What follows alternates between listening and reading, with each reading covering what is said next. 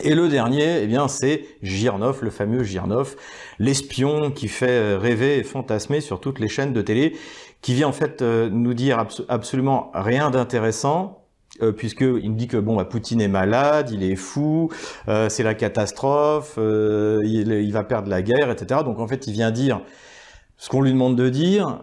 On n'apprend rien de spécifique par rapport à sa carrière dans les services secrets. Cela dit, il y a une interview qu'il donne en 2019 sur LCI et qui est assez intéressante. On s'aperçoit effectivement qu'il rejoint l'école des espions en 1984, donc au même moment que Vladimir Poutine, même si Vladimir Poutine a à peu près 10 ans de plus que lui, mais ça c'est possible. Mais ça veut absolument pas dire qu'il a croisé Vladimir Poutine. D'ailleurs, il est incapable de nous fournir une seule preuve comme quoi il aurait un jour croisé Vladimir Poutine. Il est envoyé, visiblement, donc comme espion, présenter le concours de l'ENA en France, donc s'il est envoyé là-bas, c'est pour recruter une partie de l'élite française pour qu'elle puisse travailler pour les services de renseignement extérieur soviétiques.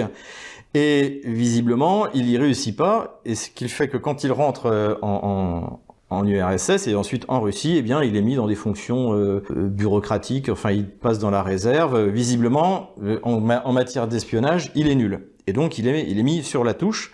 Et alors, le plus drôle, c'est qu'après, il demande, et c'est pour ça qu'il y a une série de procès, lui contre le KGB ou son successeur, le FSB ou le SVR, je sais pas trop, tout ça n'aboutit à rien, parce qu'il demande, donc à l'école du drapeau rouge, je crois, c'est ceux qui forment les espions, son diplôme d'espion. Donc, si vous voulez, pour vous donner un ordre d'idée, c'est comme si en France, les clandestins sont formés essentiellement à Sercotte, près d'Orléans. Donc, c'est comme si, par exemple, un ancien de Sercotte venait à demander à Sercotte son diplôme, comme quoi il a reçu une formation d'espion.